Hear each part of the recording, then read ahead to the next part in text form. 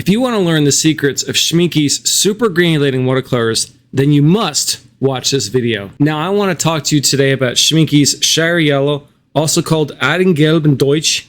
So this is a really interesting color, quote unquote colors, because it's actually made of two colors. It's PV62, which is typically called cobalt violet, and then the other color it's made of is PY159, which is typically lemon yellow.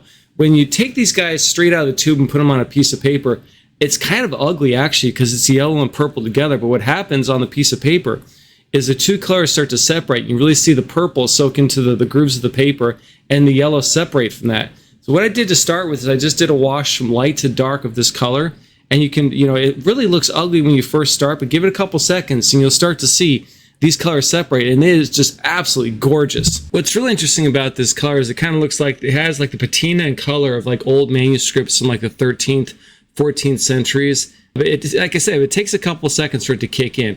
So what I'm doing here for the second wash is I'm doing just like a mid-value wash of the color, putting it down, trying to get it even across the whole surface. Then I'm coming back into it with a little bit of water. I'm trying to see if I can create water blossoms with this. Now, what's interesting about this color is you would think it would blossom a little bit, but it doesn't really blossom very well. So if you take off some of the color and drop some more water on top of it, you do get a little bit of a blossoming effect, but not like something you can get with like a phthalo blue, for example. All right, and look at that extreme granulation. Isn't that really fun?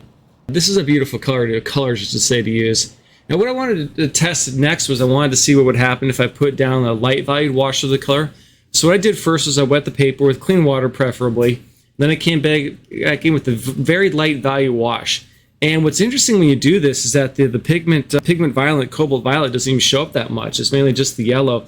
And I assume that has something to do with the microns of the paint. So when you water it down, you're just not picking up as much of the pigment 62, the pigment violet 62. See, that's mostly yellow at this point. And here's our light valued wash, still wet. This is going to change dramatically in just a couple minutes. You just got to let that dry. And you really start to see the separation of the colors. Then here are my three studies, the dark, medium value, and light value wash next to each other.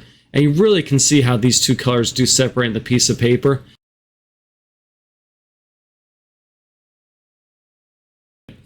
And then here's a couple examples of some paintings I've done. Here's a Budapest skyline, where I used a lot of the Shire Yellow in the background that really separated on. This is painted on Yupo, which is a plastic.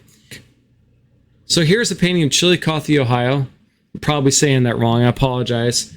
Where I used a lot of the Shire Yellow in the background. These Schmincke super granulating paints are a really fun addition to add to your palettes. If you like this content, hit subscribe. I'll have more watercolor tutorials in the future. Thanks a lot and happy painting.